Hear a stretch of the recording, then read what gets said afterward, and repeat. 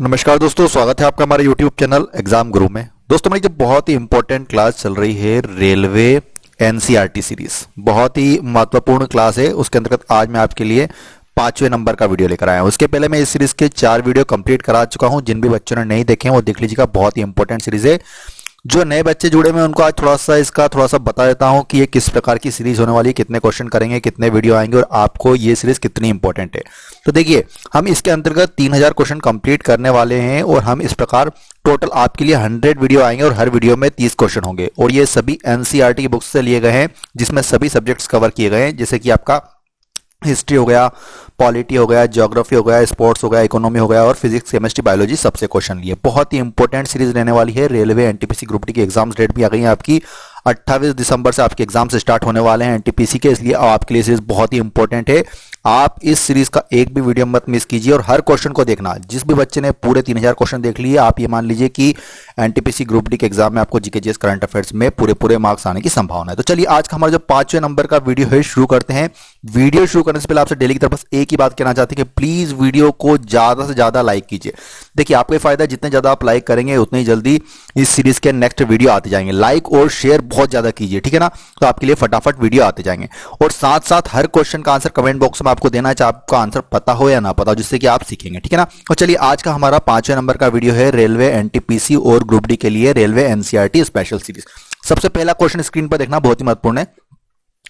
मुगल साम्राज्य के बाद कौन सा राज्य सबसे शक्तिशाली हुआ? तो बतलाएंगे कि जो मुगल साम्राज्य था, हिस्ट्री का क्वेश्चन है वाला, मुगल साम्राज्य था, उसके बाद इनमें से कौन सा राज्य सबसे शक्तिशाली हुआ था? तो नोट कीजिए दोस्तों, मुगल साम्राज्य था, उसके बाद जो अस्तित्व में आया था जो राज्य, वो था मराठा राज्य। कौन सा आया था? मराठा राज्य। मतलब ऑप्शन नंबर इस क्वेश्चन का बिल्कुल सही हो जाएगा। अब बात आती है कि इसकी स्थापना किसने की थी? तो देखिए, इसकी स्थापना की थी शिवाजी ने। किसने की थी? शिवाजी ने की थी। और किस सन में की थी? तो नोट कीजिए, 1674 ईस्वी में की थी। किसने की थी? 1674 ईस्वी में शिवाजी ने की थी, ठीक है ना? और एक और बात याद रखिए कि पेशवा बाजीराव के काल में जो अपना मराठा साम्राज्य था वो बहुत ही फला फूला था, ठीक है ना? और बात अगर की जाए 1760 में, तो 1760 तक जो ये मराठा साम्राज्य है वो लगभग 28 लाख वर्ग किलोमीटर में फैल चुका था, ठीक है ना? ऑप्शन मतलब इस क्वेश्चन का सही उत्तर तो हो जाएगा आपका मराठा साम्राज्य। मुगल साम्राज्य के बाद जो साम्राज्य सबसे ज्यादा शक्तिशाली हुआ था वो था मराठा साम्राज्य, ठीक है ना? चलिए, अगले क्वेश्चन की ओर चलते हैं। क्वेश्चन नंबर 2 देखिएगा, अशोक के द्विभाषी अभिलेखों में कौन सी भाषाएं प्रयोग की गई है? बच्चों बताना कि अशोक के जो द्विभाषी अभिलेख है उनमें इनमें से कौन सी भाषाओं का प्रयोग किया गया है? तो नोट कीजिएगा दोस्तों, ब्राह्मी, आर्माइक और ग्रीक। कौन सी भाषाओं का प्रयोग किया गया है? ब्राह्मी, आर्माइक और ग्रीक। देखिए, बात की जाए अशोक के प्राकृतिक शिलालेखों के बारे में, तो उसमें ब्राह्मी और खरोष्टी लिपि का प्रयोग किया गया है प्राकृतिक शिलालेखों के बारे में। लेकिन अगर अन्य भाषाओं की बात की जाए तो उनमें ग्रीक और अरमाइक लिपि का प्रयोग किया गया है। इस प्रकार क्या हो गया आपका? किन का प्रयोग किया गया? किन लिपियों का प्रयोग किया गया? ब्राह्मी, अरमाइक और Greek. Option number B right answer. चलिए, नेक्स्ट क्वेश्चन देना, खिज्र खान ने किस वंश की स्थापना की थी? हिस्ट्री का क्वेश्चन है वाला भी।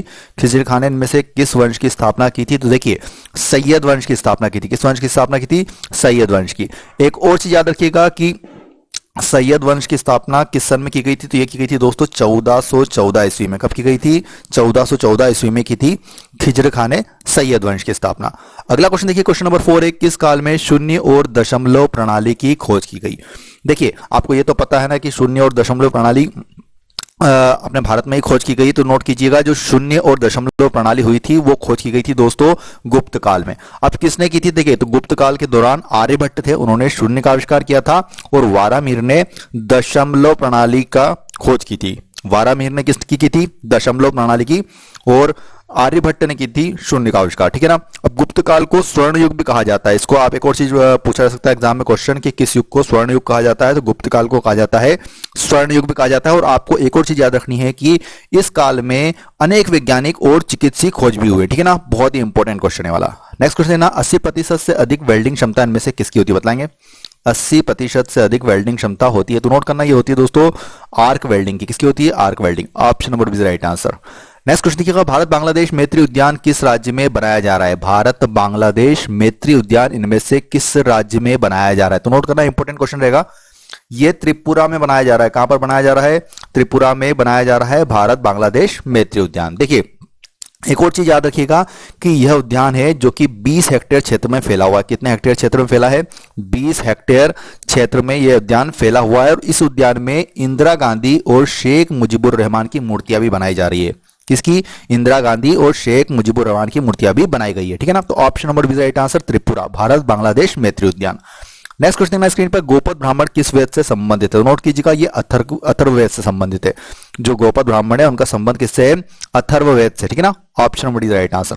अगला प्रश्न क्या, निम्नलिखित में से किसके द्वारा फेडरल कोर्ट की स्थापना हुई है? बताएंगे इनमें से किसके द्वारा फेडरल कोर्ट की स्थापना हुई है? कौन सा अधिनियम था वो? इंपॉर्टेंट क्वेश्चन रहेगा, तो नोट करना, भारत सरकार अधिनियम जो 1935 आया था उसके तहत ही फेडरल कोर्ट की स्थापना की गई है। Option number D right answer. चलिए अगला प्रश्न, हर्षवर्धन के राज्य का समयकाल क्या था? बताएंगे हर्षवर्धन के राज्य का समयकाल क्या था? तो नोट करना दोस्तों, जो हर्षवर्धन के राज्य का आपको हर राज्य, जो हर्षवर्धन जितने भी शासक हुए हैं उनके सबके समयकाल नोट कर लेना। मैं इसके लिए एक स्पेशल वीडियो भी बता दूंगा, आपको बना दूंगा। अभी आप हर्षवर्धन का नोट करना, तो ये है आपका 606 से 647 ईस्वी। कब तक था हर्षवर्धन का राज्य का समयकाल? तो ये था आपका 606 से 647 ईस्वी तक। चलिए नेक्स्ट क्वेश्चन की ओर चलते हैं। अमेरिका का स्वतंत्रता संग्राम किस देश की क्रांति में सहायक बना? जो अमेरिका का जो स्वतंत्रता संग्राम हुआ था, अमेरिका भी एक गुलाम देश था, बिल्कुल ठीक है ना, उसको 300 साल के लगभग हो गए आजाद हुए। तो अमेरिका का जो स्वतंत्रता संग्राम था वो किस देश की क्रांति में सहायक बना था? तो नोट करना दोस्तों, ये बना था फ्रांस देश की क्रांति में सहायक बना था। ठीक है ना, अमेरिका का स्वतंत्रता संग्राम। Option number is right answer.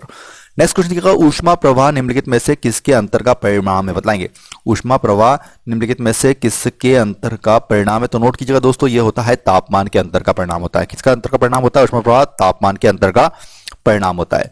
अगला प्रश्न कि राष्ट्रों का युद्ध लड़ा गया, बच्चों बताना कि राष्ट्रों का युद्ध कब लड़ा गया था? तो नोट करना दोस्तों, ये लिप्जिंग के मैदान में। कहां पर लड़ा गया था? लिप्जिंग के मैदान में लड़ा गया था। Option number is right answer. चलिए अगले प्रश्न की ओर चलते हैं। ऋग्वैदिक काल में राजा का दूसरा नाम क्या होता था? बताएंगे ऋग्वैदिक काल में राजा को अन्य किस नाम से बुलाया जाता? तो option number is right answer दोस्तों, गोप्ती के नाम से बुलाया जाता। किस नाम से बुलाया जाता था? गोप्ती। चलिए नेक्स्ट क्वेश्चन है स्क्रीन पर, बिलगिरी रंगा मंदिर वन्यजीव अभ्यारण्य इनमें से किस प्रदेश में स्थित है? कौन से स्टेट में स्थित है बिलगिरी रंगा मंदिर वन्यजीव अभ्यारण्य? तो नोट कीजिए, ये कर्नाटक में स्थित है। कहां पर स्थित है? कर्नाटक राज्य में स्थित है। और ये 540 वर्ग किलोमीटर के क्षेत्र में फैला हुआ है। और इसकी स्थापना की गई थी 1974 में। कब की गई थी स्थापना? 1974 में स्थापना की गई थी। 540 वर्ग किलोमीटर के क्षेत्रफल में फैला है। कहां पर स्थित है? कर्नाटक में। कौन सा है वन्यजीव अभ्यारण्य? तो बिलगिरी रंगा मंदिर वन्यजीव अभ्यारण्य। नेक्स्ट क्वेश्चन है स्क्रीन पर, डेयरी के दूध तथा पादप पदार्थों की किण्वन करने वाले जीवाणु हैं? बताएंगे डेयरी के दूध तथा पादप पदार्थों की किण्वन करने वाले जीवाणु इनमें से कौन से? तो है बैसिलस। कौन से? है bacillus. Option number is right answer. ठीक है ना।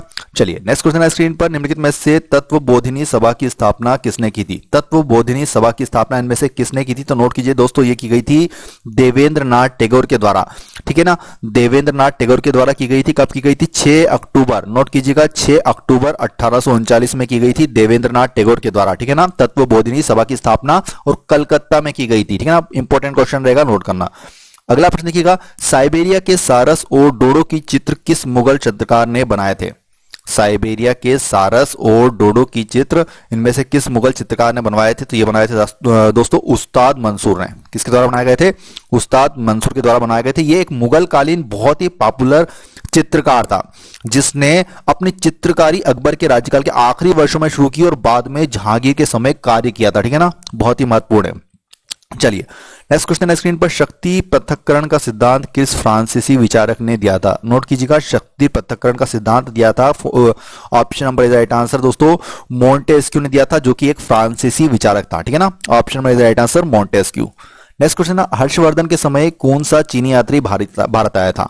इंपॉर्टेंट क्वेश्चन है, बहुत बार पूछा भी जाता है एग्जाम में। हर्षवर्धन के समय कौन सा चीनी यात्री भारत आया था? तो यह आया था दोस्तों हैंसांग। कौन सा आया था? हैंसांग, जो कि एक चीनी यात्री था जो हर्षवर्धन के समय में भारत आया था। ठीक है ना, इंपॉर्टेंट क्वेश्चन रहेगा एला भी। चलिए नेक्स्ट क्वेश्चन है स्क्रीन पर, पक्षियों की विलुप्त डोडो प्रजाति किस देश में पाई जाती है?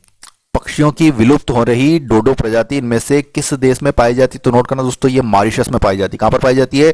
मॉरिशस में पाई जाती है। और ये जो डोडो प्रजाति है पक्षियों की, यह विलुप्त होने की कगार में। इंपॉर्टेंट क्वेश्चन रहेगा।